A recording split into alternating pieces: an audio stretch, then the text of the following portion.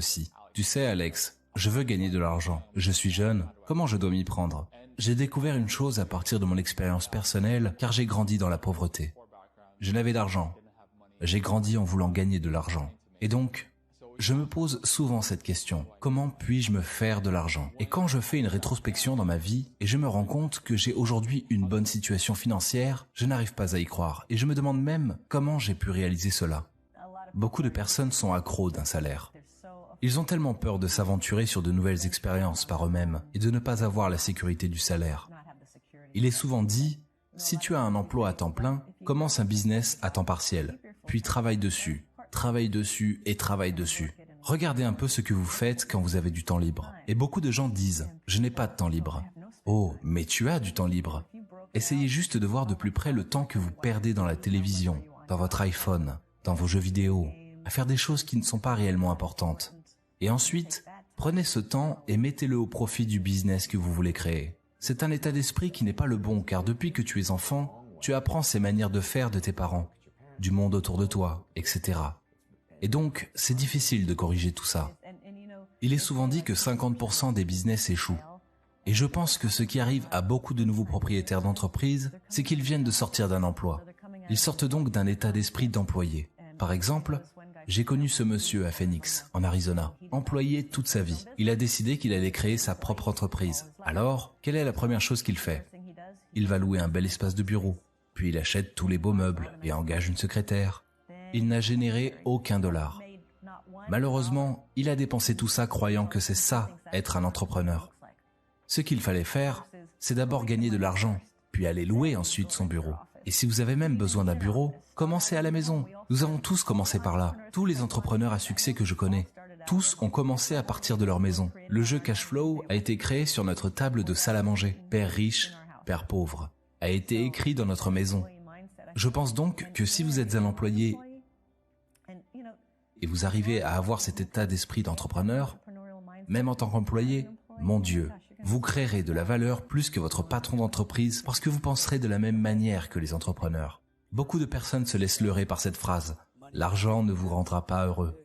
Mais mec, dis-moi, est-ce que tu es plus heureux actuellement? Tu sais, l'argent permet de faire les courses, l'argent permet de payer les soins médicaux. Et voici encore une autre phrase que j'entends des gens. Je n'ai pas besoin d'être riche. Mec, tu ne sais même pas de quoi tu parles. Tu as besoin d'être riche. Les pauvres sont égoïstes.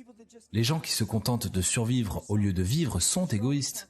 Tu es égoïste parce que tu parles toujours de toi-même. Un jour, je dis à un gars, « Mec, tu dois devenir riche. » Lui, « Non, je n'ai pas besoin de devenir riche. » Moi, « Mec, tu parles. Et ton église, et la communauté, ok, et tous ces petits-enfants que tu pourrais aider. Les riches peuvent littéralement changer le monde. Les pauvres ne peuvent pas parce qu'ils ne sont que des consommateurs et ne connaissent que cette phrase « J'ai besoin de manger ».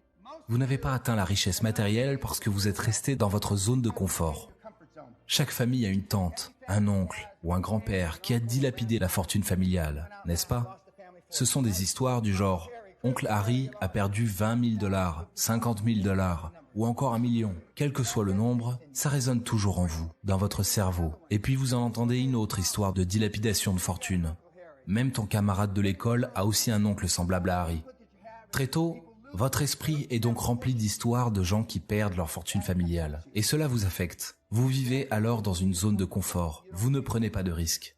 Je faisais un travail que je détestais. Je détestais ça sérieusement. Je l'ai détesté pendant 2 ans jusqu'à ce que je lâche prise. J'ai finalement dit que j'allais devenir bon dans ce boulot et que j'allais le quitter. Je vais enfin quitter un travail que je déteste. L'une des meilleures choses que j'ai faites de toute ma vie a été d'apprendre à devenir bon dans un domaine que vous détestez. Si tu ne peux pas faire des choses que tu détestes, alors là, ce sera compliqué. Contrairement à faire la grasse matinée pendant 1 heure de plus, une chose que j'aime bien faire par exemple, il y a beaucoup d'autres choses que je déteste.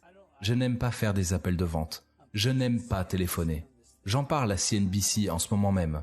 Je n'aime pas faire des présentations devant un public, ni faire une audition. Si tu traînes avec des singes, ta vie devient un cirque. La plupart du temps, vous traînez avec des singes en vous détendant. Si vous allez dans un bar sportif et que vous êtes assis, en train de boire de la bière belge avec vos potes, c'est là que vous serez dans 20 ans. Montre-moi tes amis et je te montrerai ton avenir. En faisant une rétrospection dans ma vie, et pour être à ce niveau en ce moment, l'une des raisons les plus importantes pour lesquelles nous avons la vie que nous avons maintenant, l'une des choses les plus importantes que vous pouvez faire pour vous, c'est de créer une vision pour vous-même, pour ce que vous serez dans 5 ans. À quoi ressemble votre vie dans 5 ans? Qui est votre partenaire? Qui sont vos amis? Où habitez-vous? En fait, prendre le temps de penser à l'avenir de cette façon peut vraiment changer votre vie. Parce que la plupart des gens ne sont qu'une fin en soi et juste leur situation.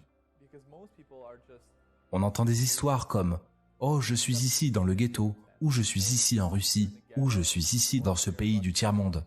Je n'en sortirai jamais. » Cependant, vous pouvez vraiment le faire et avoir une vision. Il y a tellement d'histoires de réussite où les gens sont capables de créer de grands changements dans leur vie, une fois qu'ils ont établi par eux-mêmes leur propre vision à réaliser. Et je pense que les plus grands leaders que nous avons connus, à savoir Martin Luther King ou Gandhi ou même Steve Jobs, en sont des exemples.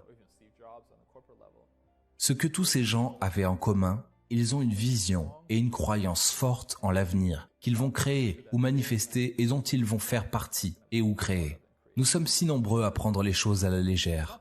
Je ne vous dis pas d'être Gandhi ou Steve Jobs, mais soyez juste une plus grande version de vous-même. Pensez simplement à la façon dont vous pouvez améliorer votre vie, puis faites de la rétro-ingénierie des étapes à suivre pour y parvenir. J'ai commencé à gagner de l'argent quand j'ai arrêté de penser à moi et que j'ai commencé à me demander comment puis-je apporter de la valeur à ce monde? Que puis-je faire pour les autres? Parce que personne ne va le faire ainsi. Comme je l'ai dit dans cette vidéo, personne ne se soucie que vous essayez de gagner de l'argent. Personne ne se soucie de vos intérêts égoïstes. Exactement. Mais quand vous vous dites, par exemple, « Comment je peux me faire de l'argent ?» vous pensez uniquement à vous. Toutefois, ce n'est pas vraiment une bonne question à se poser. Si vous voulez gagner de l'argent, les gens vous en donneront, à moins que si vous leur donnez une sorte de valeur ajoutée. Et la façon dont je vois l'argent, je le vois comme une monnaie, comme un simple billet. C'est comme un transfert de valeur. C'est comme ça que je le vois vraiment. Donc, si j'apporte de la valeur à d'autres personnes d'une manière ou d'une autre, je vais faire de l'argent. Et si vous regardez quelqu'un qui a bien compris, vous verrez qu'il essaie vraiment d'apporter le plus de valeur possible à ses clients. Avant que nous n'ayons d'argent, nous étions au chômage.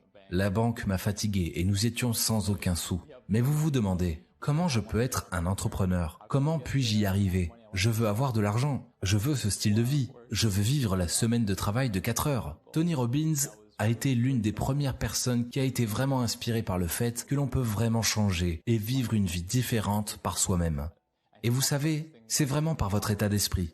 Et il a parlé de cette chose, l'heure puissante du matin, où votre première heure du matin devrait vraiment être inspirante. Et les choses que vous devriez faire, c'est d'aller dehors, d'être actif et de faire une marche de reconnaissance. La marche de reconnaissance, vous pouvez le faire seul.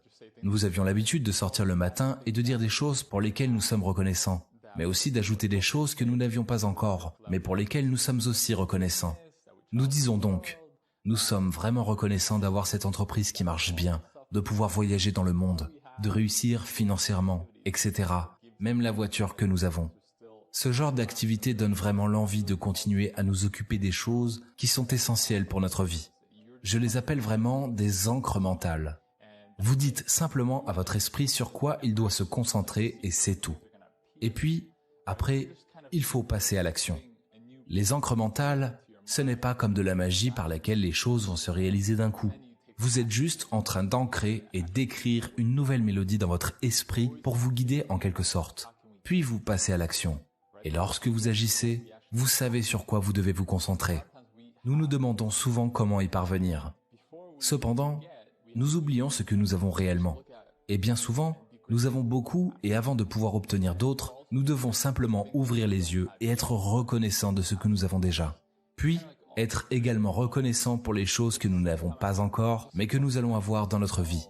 On se trompe presque sur ce point de la reconnaissance. Et je pense que pour être heureux, il faut comprendre cela, même si on est le plus riche, le plus sain, et quelle que soit la personne qu'on est dans le monde. Je suis sûr que vous avez rencontré tant de gens qui réussissent vraiment, et peut-être financièrement, ou peut-être qu'ils réussissent vraiment en termes d'amis et tout le reste, mais ils ne voient pas la gratitude. S'ils n'ont pas la gratitude pour ce qu'ils ont, alors c'est vide. C'est pourquoi il est si important de la mettre en pratique et de le rendre possible.